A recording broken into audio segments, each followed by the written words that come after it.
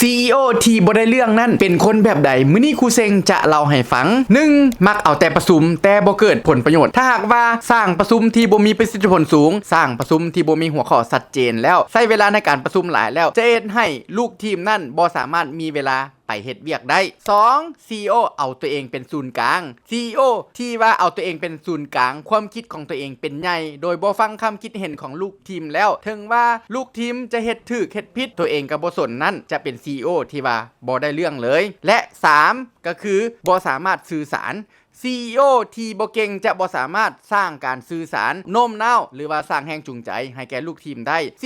CEO บ่เก่งในการสร้างผลงาน CEO